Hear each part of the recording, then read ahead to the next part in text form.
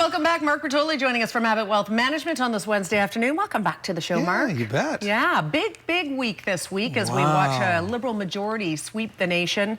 I think we knew there was a change. Did we think it would be this big? I don't think so in terms of a majority government. A lot of people saying minority. So huge effects on how this is going to trickle down to the average person and the effect it's going to have on our economy as a whole across the country. Absolutely. Talking about that today. Yeah, well, you know, first of all, it was amazing watching Eastern Canada, watching the polls come in and how, you know, New Brunswick, Nova Scotia, Newfoundland were solid red. It was, I know. Wow. And we often see the East being highly red, but when that continued this way and it went so red. Yes. Yeah, 25 seats. BC though, not BC, Alberta, I know they got a few more Liberal seats, but a lot of Conservatives still there. Yeah. So I know there's a lot of talking points that we can talk about here in regard to, you know, Justin Trudeau's plans going forward. Well, first of all, one of the things that's really positive is that it is a majority government.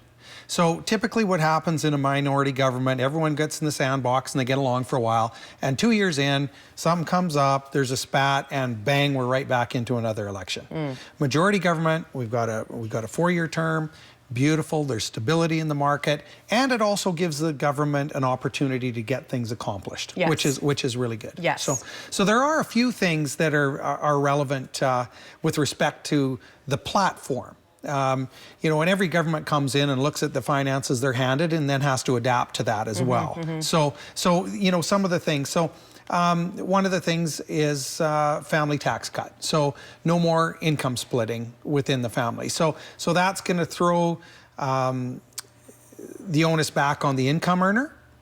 That's a little bit of a negative, but then there is between 44 and 89,000 of income. You're going to see also a tax cut in that area. So that's sort of the middle class tax cuts, right? So and really a lot of the income splitting would be where one of the members is raising the family and the other member is the breadwinner. So they're going to typically fall in that range. So they're going to benefit from that other tax cut.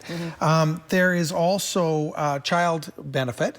And that's going to equate to a positive of about $2,500 a year for a family of 4 directly.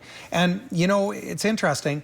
And I often say user taxes are good because if you can afford to buy a fancy boat, then you should pay the tax on it. And it doesn't affect the single mom trying to raise a family. Okay, so that's a big thing. The Canada Child Benefit, for instance, if you earn $200,000, you don't get it.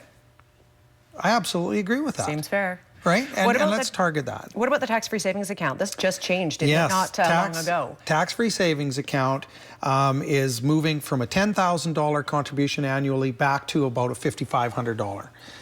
What do you think of that? Again, the mandate of the Liberal government, and his mandate all along, is to be helping the middle class. I think that allowing longer contributions to RSPs or increasing the limit to RSP contributions would have more an effect on the middle class. That would really help the middle class. Tax-free savings at a $10,000 contribution. If you think about the middle class, they're making their RSP contribution to their maximum, hopefully, and then to have another $10,000 on top of that to put into the tax-free savings, that tends to skew to the higher income earners. Absolutely. Okay, so if the Liberal mandate is to help the middle class more, then reducing it back and maybe doing something to aid the RSPs in the future for the middle class would be the way to go. CPP enhancement, the Liberals are talking about working with the provinces to bolster benefits. I'm all for that. Yeah, absolutely. We're living longer, right? We are. And the government realizes that there is going to, if you and I don't save responsibly through our retirement, the burden becomes that of the government. So if they can work to ease that burden, that would be a very positive thing. Yes. Home buying, just quickly. Yes. First-time home buyers, that used to be the rule.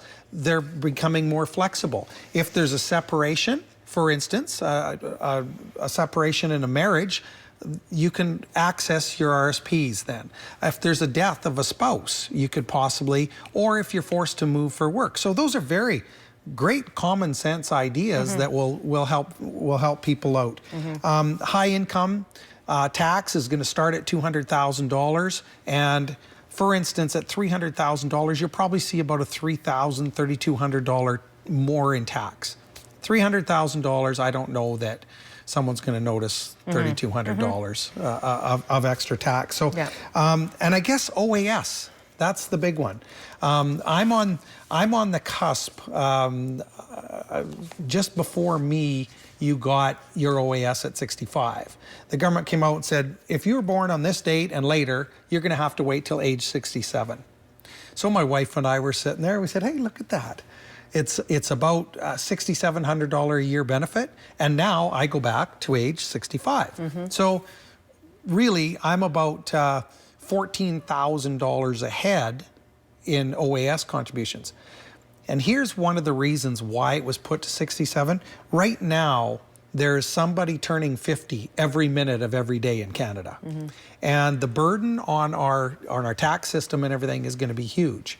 So those are the few of the majors that are going on, and I'm sure as they look at what they're handed from a budget point of view and spending, and when they dig in, and we've typically seen this in a transfer of power, they're going to have to look at things and say, well, maybe 80% of this is going to happen. That's right. You can't deliver all the goodies that you promised in an election. I think most people realize that as we watch the campaign unfold, and it was a long one. But you know what? Here's to hoping that the big ones that really count for middle class earners, you know, come to fruition. I think it's very important. You know, admitting full well that he plans to put our country into debt for 3 years to help stimulate the economy and improve infrastructure, etc. That's a bold move as well. Yeah, you know, and there's a few other interests. The Chamber of Commerce, for instance, says stimulus spending can be great if it's done efficiently. Stimulus spending in infrastructure and helping us as Canadians get our products to market is very positive for the economy, as well as the jobs around that. So that's a good thing. There's been some discussion around the oil and gas industry. The Northern Gateway has already been approved, so that would be tough to unwind, but it looks like the Trudeau government's going to readdress some of the environmental processes to approve projects in the future. So I think if people act responsibly, we've been under Liberal government for a lot of our past history, and our country is doing fine. So we should save this segment, come back to this in a year or 2 years and compare and see how things have gone. I can do that. We'll have to hold on to it. We will. We should. We'll come back to it and see how things are going and do a report card maybe. That's good. Mark Bertoli, thank you for being here. Thank you. Any questions for Mark Bertoli? You can get a hold of him at abbottwealth.com as well. The phone number on the screen, 372-3736. We are back after a short break. Stay with us.